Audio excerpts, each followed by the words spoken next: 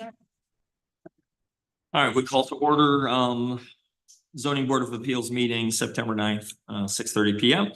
Roll call, just give us your names, starting over here. Noah Demarest is here. Mike Schlossberg is here.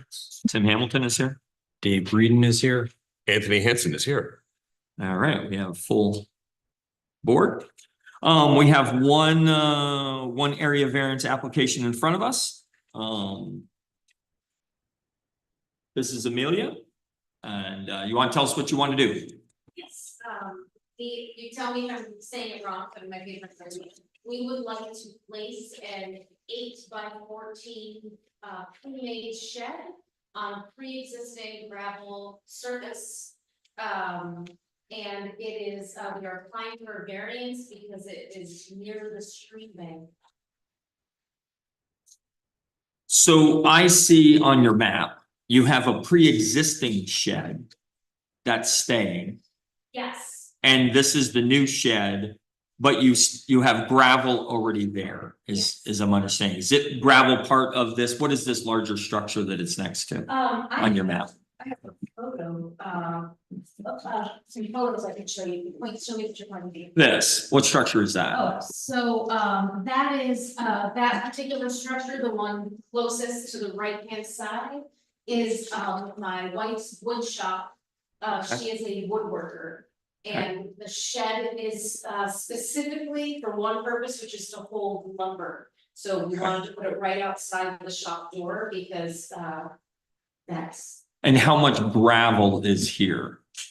When you say pre-existing gravel? Yeah, so it's basically driveway. So it is our, we have a strange shaped lot, so the driveway is in the side yard. And I did not measure the driveway, but it's basically a 2-car driveway, and it's about the length of 2 cars and the width of 2 cars. And on this map, where is it coming from?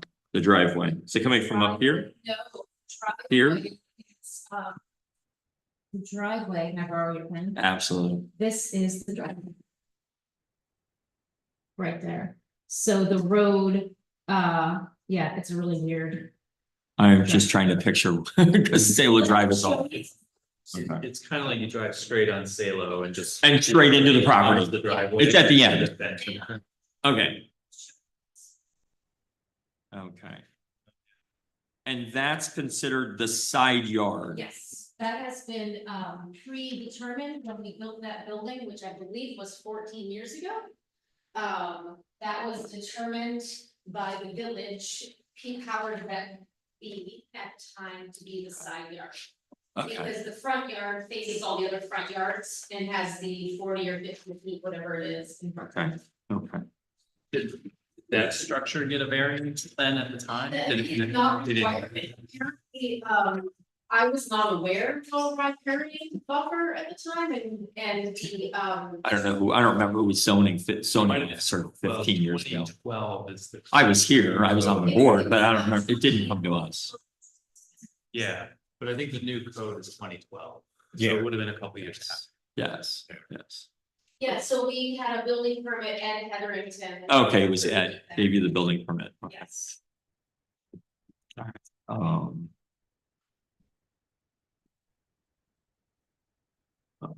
Members of the board, you have other questions, clarification? I mean, we'll look at what the code says, but questions of what you have going here.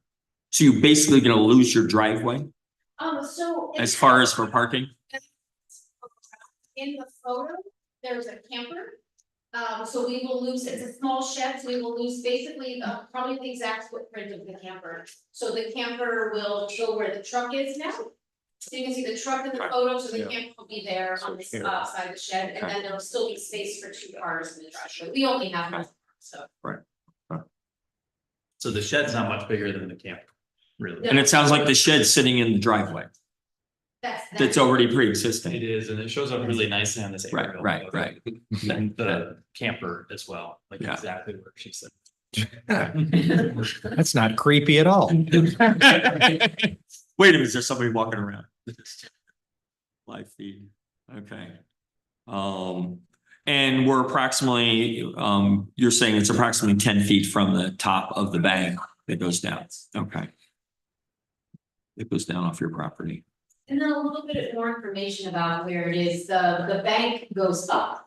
Has been built up, I think, long before we were there, so the bank is up at least 2 feet higher than the driveway. And there's also, when we put that building in, there is drainage, that was put in, so it comes down, so it's like, if the bank comes down and then there's a dip and then the driveway, so the bank is about 2 feet above the driveway, but then there's a drainage with a perforated pipe that brings the water away from. That's within the bank, It's the basically. bottom. It's at the bottom of the bank, okay. And so you're saying your upper section of your driveway, your yard is protected in a sense of water going up and over down the Yes. embankment because you have an elevated berm, Yes. okay? Yes, the bank was apparently built up after the floods in the thirties, so other areas of the property, the bank is even higher, but in that area, it's about 2 feet higher. Okay. Okay. So question about the vegetation that's there, it looks like in the aerial photo and in this photo that it's pretty densely vegetated along the bank itself. And I'm don't want to put words in your mouth because I wasn't there, I haven't been there, but I'm assuming because the creek is pretty much a straightaway at the point where you are, it's not That's like you're on the bend or anything. But I'm assuming there's not a lot of erosion. I On don't the think there's bank much at itself. all. Yeah, so good news, apparently I thought of this 20 years ago, we bought when we moved in, Stream Co willow and red ocean dogwood and planted it all over the bank. Unfortunately, what's that nasty one? The one that base, multiflora rose has kind of taken over a bit. But we qualify for the DEC's buffer in a bag program. And so we're hoping to participate in that in the spring. We were too late this year. They only have a limited number that's available. And so we plan to plant even more along the bank. It's designed specifically to prevent erosion. That's correct. Okay. But I feel like we're already reaching, there's a lot of mature trees on the bank right there. There's maple, there's I saw it, yeah. horse chestnut, there's all kinds of stuff. I don't know that horse chestnut has the best roots. There's a bunch of locusts, there's American sycamores, which are phenomenal. We love trees. Which is also part of what I learned, the question that comes up and why we can't put this anywhere else, is we have a lot of mature trees on the property. But we'll come back. Okay. And Yeah. along those lines, I mean, maybe this is getting more into what the code says, but. This is considered your side yard, but almost everything else is considered front yard. Yeah, we virtually have no backyard. Right. So between us and the next house over, which is Barry French's, there's a side yard, but we can't access that anymore because of the tree growth, and there's also a fence. And so we don't have a way of putting another shed in there, plus it wouldn't be convenient for what it Right. needs to be for, which is for the lumber. The backyard, literally when we walk out the back of our house, maybe 15 feet from the top of the bank. And every other building is less than 10 feet from the top of the bank, so this would be around 10 feet. I think some of the other buildings are on 8 feet or even 6 feet. It's very, there's just literally no backyard, so we have just the two side yards, and then everything else is bizarrely front yardish, side-ish, because the road curves, so I have more food. Yeah. So point of clarification, so you said that there's like this berm at the bank and this little drainage. Yes. So when you say 10 feet to the top of the bank, is it the top of the berm or to the berm, or like what are we measuring? I went to the highest point. The highest. So I measured from the highest point of the bank, because I didn't know exactly what that meant either, so I Yeah, took the right, highest point of the I bank know. and measured it over to where the pre-existing structure is that it'll be in front of. Okay. It probably was more like, we gave ourselves, we said 10 feet, to be Yeah. generous. But given that there's a sloping down, there's like a berm drainage, some space, and then this building. It's less than 10 feet of even just being able to walk around. I mean, it's the part that's not sloping. The part that's It's not even sloping less. is probably, it's a pretty gradual slope in that area, but, you know, if you picture 10 feet going about, you know, 2 feet down, it's pretty, Okay. it's It's a like crack. 10 feet, yeah, our trash can's over there on the edge and, our compost, we have compost bin. So the structure itself, you said, is gonna be pre-built Yes, and that's delivered on correct. site. It's gonna set on like block piers. It's on, Skids. skids. Just Oh. set right on the ground. It's gonna set on pressure treated skids. That's Okay. So will this occupy part of your driveway? yes, It will, and Yes. the reason you're putting it there is because then it's easier to bring in and load it up. And you're close to the Yes. shop, okay. and because as I can show you the pictures, there's nowhere else to put it without taking out trees. Right, and right, plants At this point, the Okay. property has really grown hugely in the last 20 years. We can come back to any more questions, sir, but I want to open it for public comment, move through that. Can I have a motion to open the public comment, public hearing? So moved. Okay, I'll second. say, Mike. Any discussion on that? All in favor, say aye. Aye, opposed, the same. Motion carries. I see no one here. Do we have anybody Do online? not, Can I have a motion to close public hearing? Nor do we have any submitted comments, but. Thank you very much. Who's making that motion? So moved. Can I have a second? It's your turn, Noah. Okay. I'm sorry, we don't normally just take turns, but except when there's 3 of us.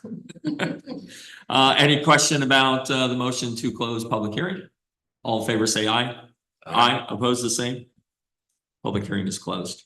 Let's look at it's section 604.1. It's page 23 of the zoning ordinance. This is what we're talking about here, the riparian buffer. Just so we're talking about the same thing here. It is according to our zoning, it is a 50-foot distance perpendicular out from the top of the bank, for which is this buffer zone that is supposed to be protected. They give the reasons there in point 1 of why we would do that. In point 2, it mentions the development may not modify or interrupt more than 10% of the area. And the things it talks about is things like seating and benches. I'm not sure what the other things, I mean, flood control. Would that be the building of a berm? Similar, what's there? What's there, that would be, they say you could put in a berm in order to protect things, and that's already there. We already have roadway. I mean, if you consider the driveway, that's a roadway in the zone right now. Impervious surfaces existing at the time of the adoption, the maintaining of those. Let's see,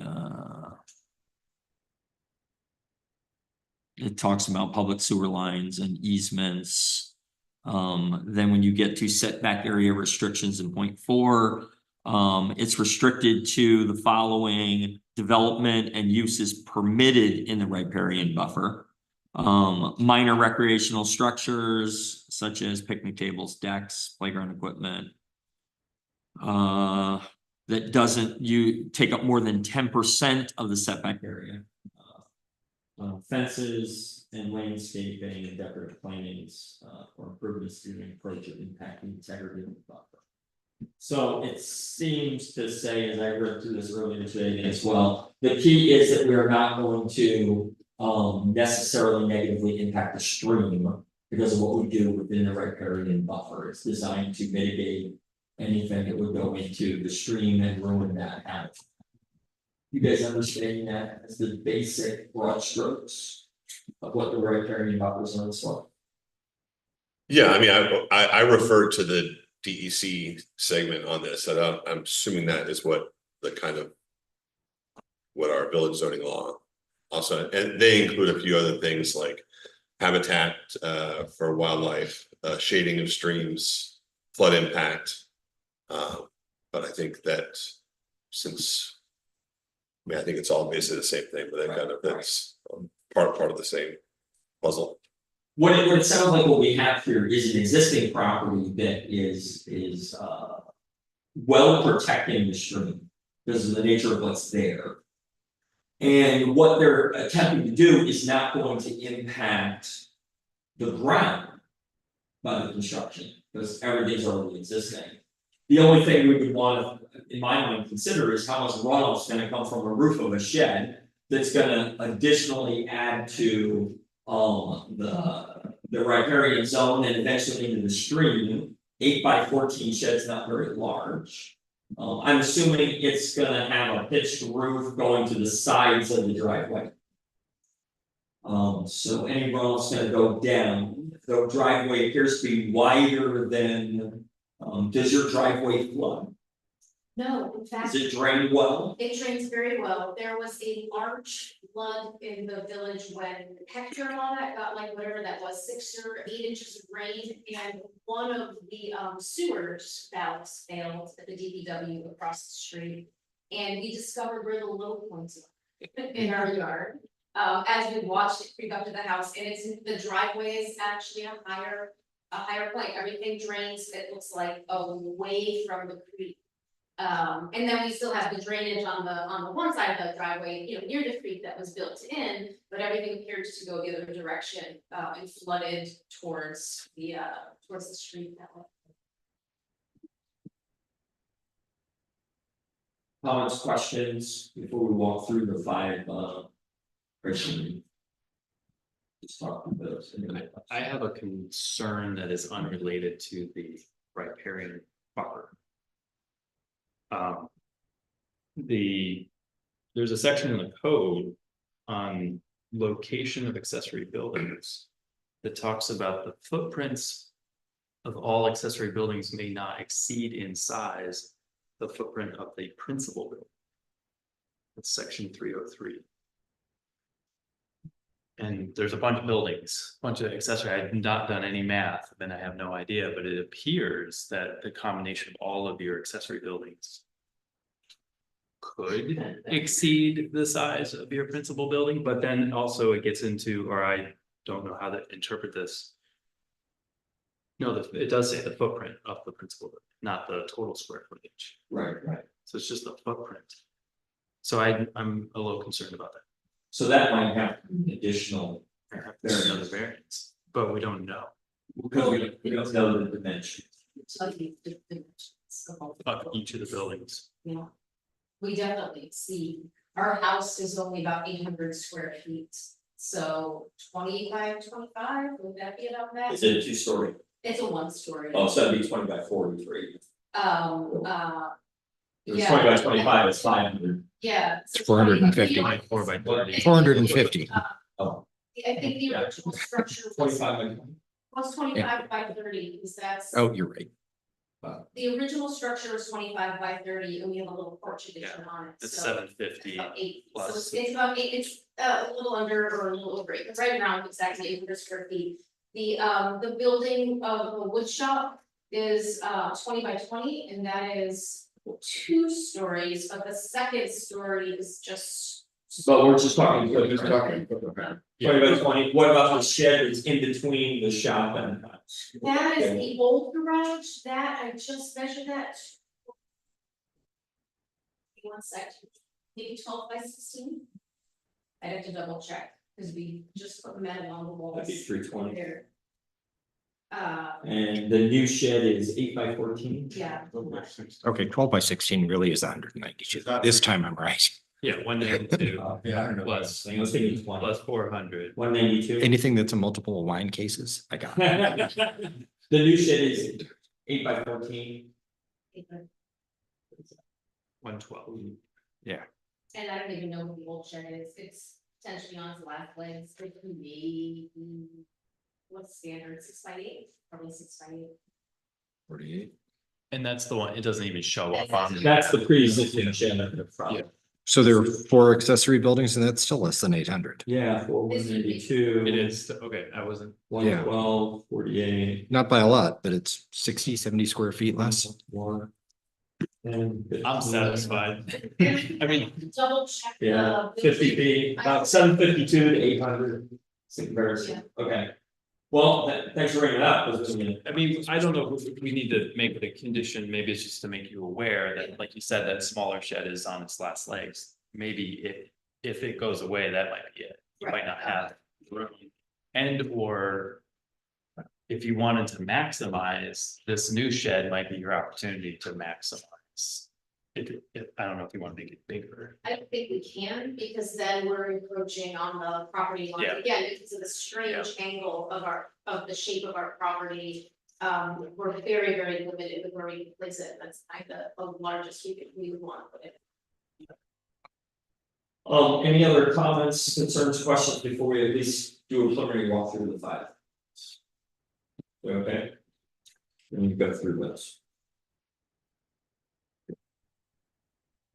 Number one, will an undesirable change be produced in the character of the neighborhood or detriment to nearby properties by allowing the shed? Character of the neighborhood. Character in neighborhood is a bunch of sheds. Yeah, pretty much. I mean, everybody else has that, is that what you're saying? Yeah. Yeah, it's a lot. No offense to the. I know, they did not say, well, they're gonna put a big house down there and somebody else down. That houses are all originally fish shacks, Yeah. which is why they're so close to the creek, so they're all, it's the all within sheds.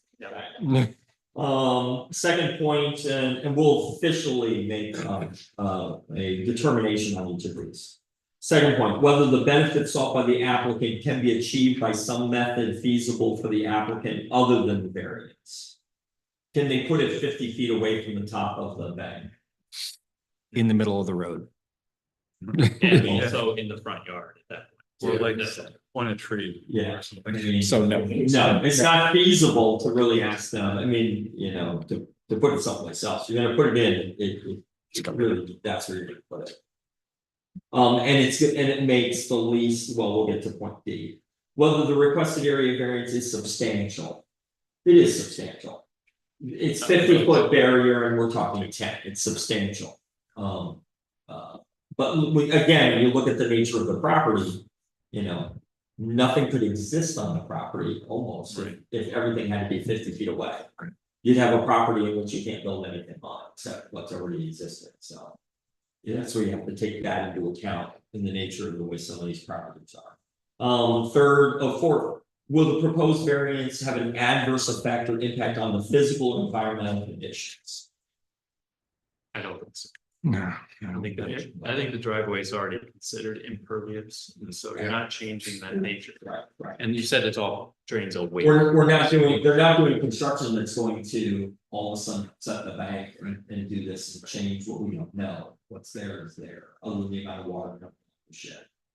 And some gravel driveways are considered impervious. Yes. According to DC. Yeah. And then the last one is the alleged difficulty self-created. Yes. Always. Is there some contingency in your mortgage when you buy it, it tells you have to do this? That's true, right? That would be about the only place, I haven't seen one of those in 19 years, so. It's always self-created. Other comments or questions about those things before we walk through them and make official determinations? What we do is we vote yes or no, and we take into account a majority has to vote yes or no on each point, and then we make a determination on how many no's we have versus how many yeses we have, whether we grant a variance. That's how we walk through these five points. Any questions before we go through them again now, and people will go on the record? All right, first one. An undesirable change will be produced in the character of the neighborhood or detriment to nearby properties will be created. I say no, No, no, No. no, No, no. No. Okay, so it's no. Can the applicant do this in some other way, some other feasible way to accomplish this? Yes or no? I'm gonna say no. I say no. No. no, No. No. Okay. Is the requested area variance substantial? I say yes. Yes. yes. I would say yes. Yes. I could get bullied into saying yes. Peer pressure is terrible. I